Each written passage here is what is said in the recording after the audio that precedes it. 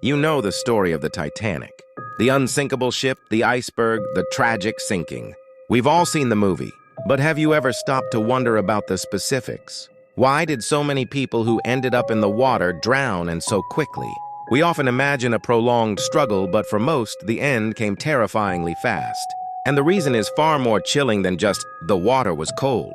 The night the Titanic sank, the Atlantic Ocean wasn't just cold. It was lethally, unimaginably cold. The water temperature was about 28 degrees Fahrenheit, or 2 degrees Celsius. Now you might be thinking, wait, isn't that below freezing? And you'd be right. Seawater has a lower freezing point because of the salt content. So these people plunged into water that was literally colder than ice. When a human body is suddenly submerged in water that cold, it doesn't just feel a bit chilly. It experiences something called cold shock response.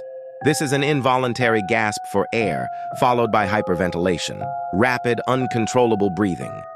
Imagine trying to stay afloat, gasping for air, while your body is forcing you to breathe up to 10 times faster than normal. In the chaotic, dark waves, it was almost impossible not to inhale water. For many, drowning would have happened in the very first minute, purely due to this automatic, uncontrollable reflex. But let's say you managed to survive the initial cold shock. You got your breathing somewhat under control. You're holding on to a piece of debris. Your next and most formidable enemy is hypothermia. With water that cold, your body loses heat 25 times faster than it would in cold air. Your core body temperature starts to plummet. The first stage is intense, painful shivering. This is your body's desperate attempt to generate heat, but it's a losing battle. Soon, the shivering stops. This isn't a good sign. It means your body is running out of energy and giving up. As your core temperature drops further, your mind begins to fail. Confusion and disorientation set in.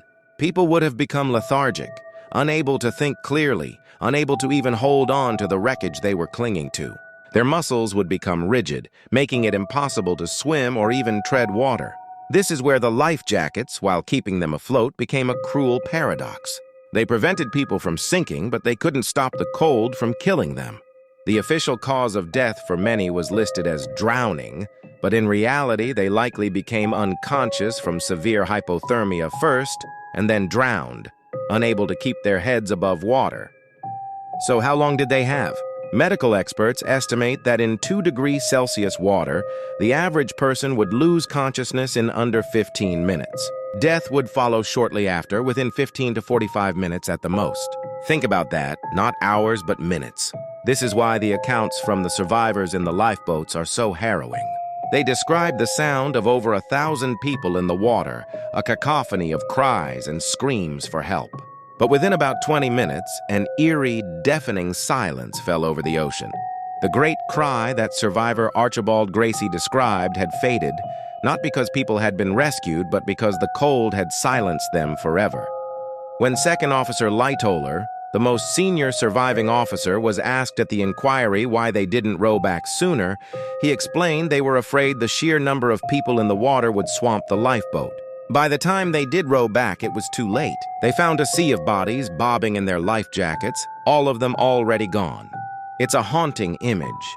A ship of dreams that became a frozen, silent graveyard in the middle of the Atlantic, not just because of an iceberg, but because of the deadly, unforgiving power of the cold.